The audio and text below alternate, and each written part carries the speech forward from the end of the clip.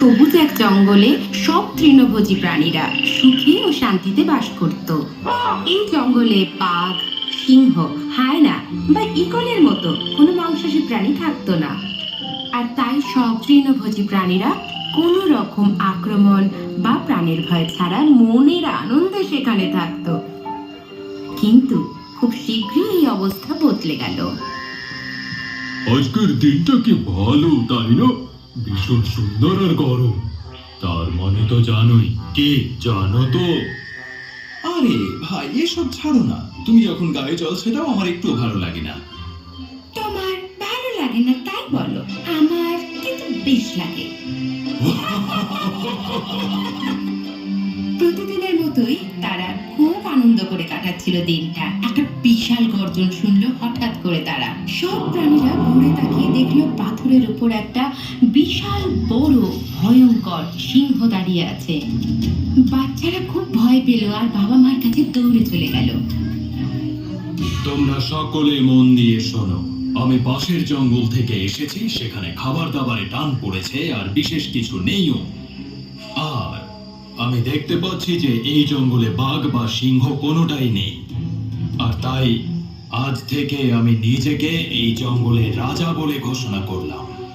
আজ থেকে তোমরা সকলেই আমার আদেশ মেনে চলবে। বুঝতে পেরেছো তোমরা?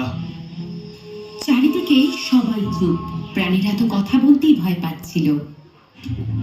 বেশ, আমি ধরেই নিলাম তোমরা রাজি আছো। এখন আমি রোজ এখানে শিকার করতে আসতেই পারি, কিন্তু তাতে এখানে প্রচন্ড ঝামেলার সম্মুখীন হবে।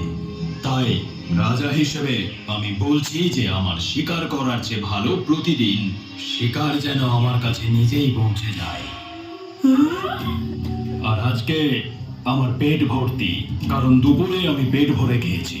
কিন্তু কাল দুপুরের মধ্যে যেন খাবার আমার কাছে পৌঁছে যায়। সেটা তোমাদের মধ্যে যে কেউই একটু বড় সড়ো হলেই ভালো হয়।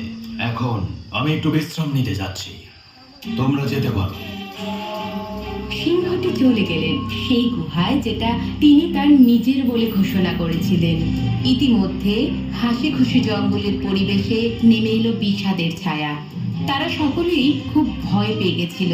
তারা সবাই শান্তভাবে নিজের বাড়িতে ফিরে গেল। সেই রাত, সেই ভয়ানক রাতটা ছিল দীর্ঘ, শান্ত আর ভয়ঙ্কর। যতক্ষণ না হাতি আলোচনা ডাকলো সকলকে নিয়ে কে পরের দিন সিংহের কাছে যাবে। প্রচুর আলোচনা হলো, কিন্তু কাউকেই রাজি করানো গেল না। চলো আমরা সবাই এই জঙ্গল ছেড়ে পালিয়ে যাই। পালিয়ে কোথায় যাবে?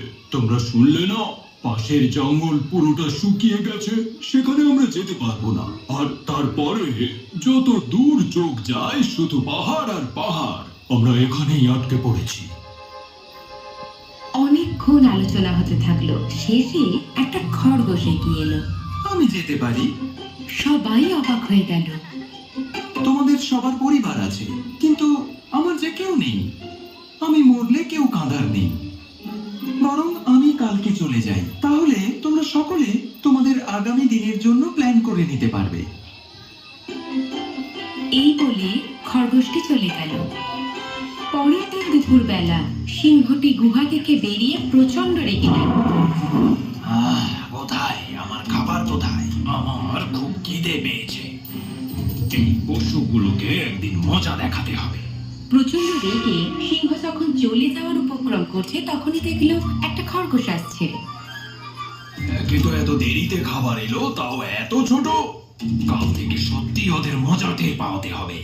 কিন্তু প্রথমে আমার পেটটা একটু ভরাই। মহারাজা, তোমার এত দেরিতে আসার সাহস হয় কি করে? আমি খুব দুঃখিত মহারাজ।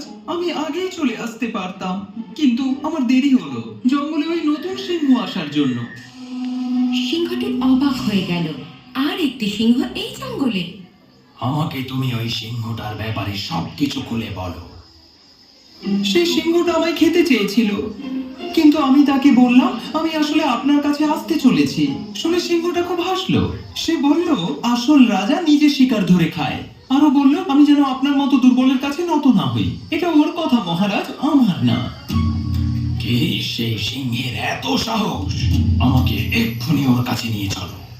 হ্যাঁ মহারাজ, ওই সিংহটাও আপনার সাথে দেখা করতেই চায়। ও আমাকে এই জন্যই ছেড়ে দিল যাতে আমি আপনাকে গিয়ে খবরটা দিতে পারি। ও বলল ওই জঙ্গলের নতুন রাজা। সিংহটা রাগে থরথর করে কাঁপতে লাগলো। ও এই কথা বলেছে? ওই অহংকারীর কাছে আমায় নিয়ে চলো। কিন্তু মহারাজ, আমার মনে হয় না যাওয়াই ভালো। একে তো ওর খুব শক্তি, তাছাড়াও একটা দুর্গের ভেতর থাকে। হ্যাঁ, তোমার মতো ক্ষুদ্র খরগোশ আর রাজার সম্মান কি বুঝবে? আমাকে চ্যালেঞ্জ করে এই জঙ্গলে কেউ দেখতে পারবে না। নিয়ে চলো তো দেখি আমায় সেই ভণ্ড রাজাটার কাছে।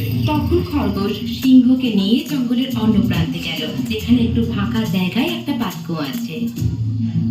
মহারাজ, ওই সিংহটা এই কুয়োটার মধ্যে থাকে।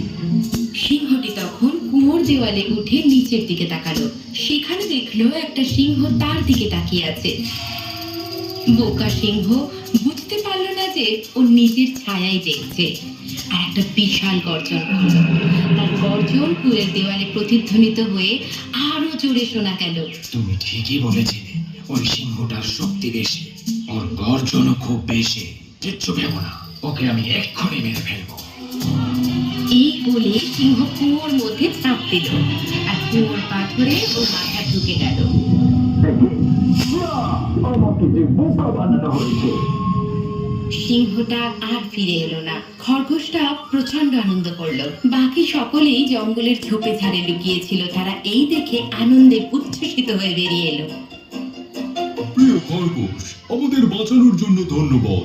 আজকে তুমি আমাদের সবাইকে শেখালে যে শারীরিক শক্তির চেয়ে বুদ্ধি অনেক বেশি প্রয়োজন।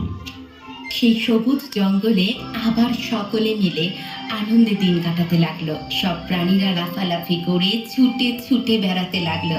আর বললে বিশ্বাস করবেন না, ওই পুচকে খরগোশটাকে রাজা করা হলো। আর জানেন, সে সত্যিই খুব ভালো রাজা হলো।